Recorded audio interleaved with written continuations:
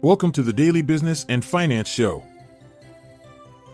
In today's episode, we delve into Nvidia's triumphant Q1 results and upcoming stock split, while GigaCloud technology faces a downturn following a grisly research report.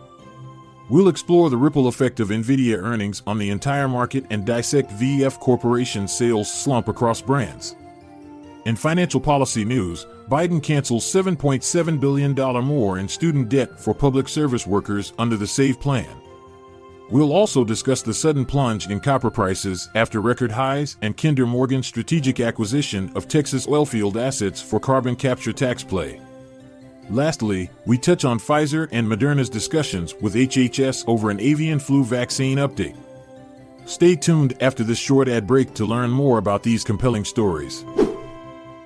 Nvidia's stock experienced a 2% increase following the announcement of their quarterly results, which exceeded expectations.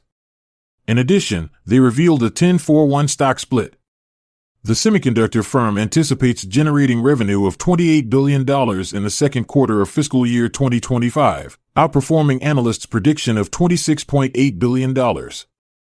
Nvidia's earnings for the first quarter were an adjusted $6.12 per share on a revenue of $26 billion, with an increase in gaming revenue by 18%. Furthermore, Nvidia boosted its quarterly dividend by a substantial 150%.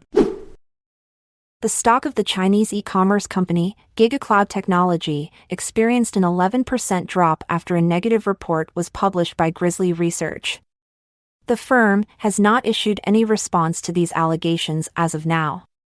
It's worth noting that currently, short interest constitutes 17.5% of GigaCloud's free float. Nvidia, a leading chipmaker central to the AI revolution, is scheduled to announce its earnings today. The firm's shares have almost doubled in value this year, reaching an unprecedented high of more than $950 this past Tuesday. With a market capitalization of $2.3 trillion, Nvidia's performance has a substantial influence on major indices such as the Nasdaq 100 and S&P 500. The company's revenue forecast for Q1 stands at $24.6 billion, marking an increase from last year's $7.2 billion. Nvidia's first quarter results and guidance surpassed expectations, which resulted in an increase in its stock value. The technology powerhouse also declared a 10-to-1 split and disclosed non-GAAP earnings per share at $6.12, outperforming forecasts by 54 cents. Furthermore, the revenue stood at $26.4 billion, exceeding estimates by a whopping $1.45 billion. Revenue for VF Corporation experienced a 13% decrease, landing at $2.4 billion. This shortfall was due to a decline across all brands and regions, with notable drops including a 26% decrease in the Vans business and a 22% reduction in the Americas. Despite efforts to mitigate this downturn by reducing inventory by $382 million and decreasing net debt by $540 million, shares for the company fell nearly 11% during post-market trading. The administration led by President Biden has nullified a sum of $7.7 billion in student loans, benefiting approximately 160,000 debtors. This financial relief is applicable to individuals under the Simplified Aid for EVA, or SAVE plan, workers in public service roles and those who have been approved via adjustments to the income-driven repayment plan. This action is part of a series of recent initiatives by President Biden with the goal of absolving the debt of an estimated 30 million borrowers.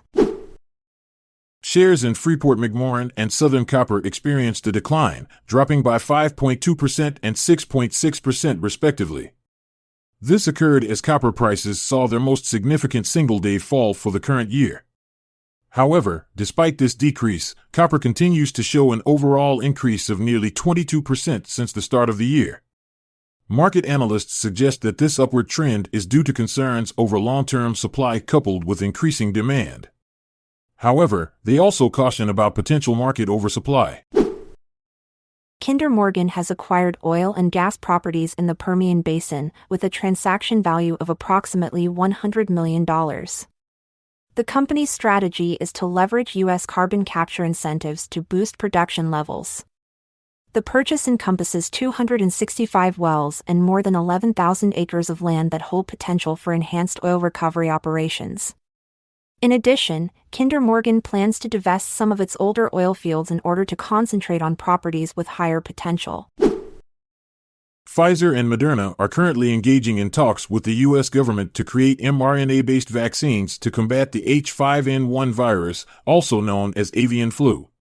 The Department of Health and Human Services is in the process of transforming 4.8 million doses of an existing avian flu vaccine into completed doses. This procedure will span a few months but will not disrupt the production of seasonal flu vaccines. Despite a second human case of avian flu being reported in the U.S., there remains a low risk for another pandemic. And that's a wrap on the Daily Business and Finance Show. Stay savvy, keep investing in your knowledge, and we'll meet again tomorrow. Farewell. I'm Montgomery Jones. And I'm Amalia Dupre. Until tomorrow dawns, take care and goodbye for now. This content is sourced from the Seeking Alpha website, so support our podcast by becoming a Seeking Alpha Premium subscriber. See the show notes page for links to sign up. This episode is produced by Classic Studios. This podcast provides information only and should not be construed as financial or business advice. Check out our other podcasts in our network at classicstudios.com.